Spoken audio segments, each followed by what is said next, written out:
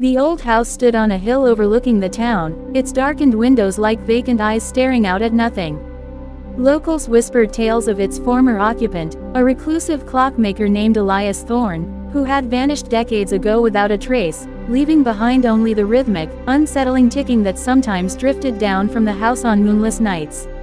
One blustery October evening, a young historian named Clara, fueled by academic curiosity and a healthy dose of skepticism, decided to explore the abandoned mansion. The front door, surprisingly unlocked, creaked open to reveal a maw of shadows. Inside, dusk motes danced in the anemic light filtering through grimy panes, illuminating a grand hall filled with an unnerving collection of clocks. Grandfather clocks, mantel clocks, cuckoo clocks, all frozen in time, their hands pointing to a perpetual 317. As Clara ventured deeper, the air grew heavy, thick with the scent of aged wood and something else, something metallic and sharp, like old oil and ozone. She found Elias Thorne's study, a room dominated by a massive, intricate clockwork contraption that occupied one entire wall. It wasn't a time-telling device, not in the traditional sense. Gears of polished brass and darkened iron intertwined in a dizzying ballet, connected by delicate, almost invisible wires. She noticed a faint, pulsating glow emanating from the heart of the mechanism. As she leaned closer, a low hum vibrated through the floorboards.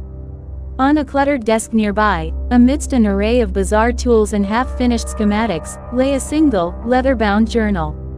Its pages were filled with Elias Thorne's elegant, if increasingly erratic, script.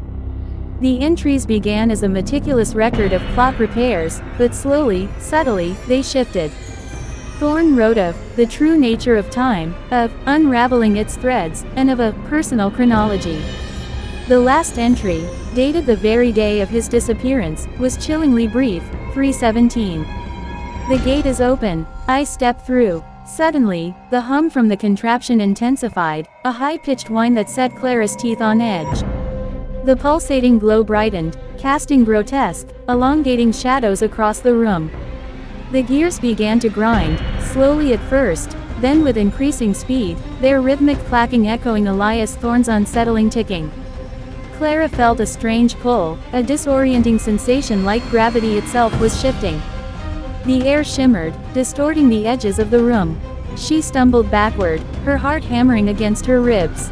In the center of the spinning gears, where the light was most intense, a swirling vortex of shimmering light began to form. It pulsed with an ethereal energy, beckoning and terrifying all at once. Was this Elias Thorne's ultimate invention? A portal not through space, but through time itself? And what lay beyond that shimmering veil? Before Clara could fully comprehend the implications, a faint whisper seemed to emanate from the vortex, a voice that was both ancient and impossibly near, 317. Join me. The house groaned, a sound like a ship settling into the depths. The vortex pulsed brighter, its magnetic pull growing stronger. Clara stood at the precipice of an unimaginable journey, torn between the rational world she knew and the profound mystery that pulsed before her. Would she dare to step through the gate, following the reclusive clockmaker into the unknown, or would she turn and flee, leaving the secrets of Elias Thorne's final invention to slumber forever in the old house on the hill? The decision hung in the air, as heavy and timeless as the dust that coated the forgotten clocks. What do you think Clara should do?